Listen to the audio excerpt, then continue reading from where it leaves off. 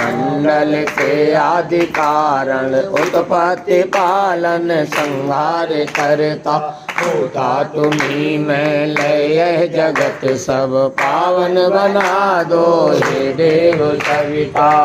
सर्वव्यापी प्रेरक नियंता विशुद्ध आत्मा कल्याण करता योग पथ पर हमको चलाओ पावन बना दो हे देव सविता हे योगियों के शुभ मार्ग दर्शक सद्ज्ञान के आदि संचार करता गणपात स्वीकार लो हम सभी का पावन बना दो हे देव सविता निर्मल बना दो हे देव सविता उज्ज्वल बना दो हे देव सविता हो सबका देवता की जय हो।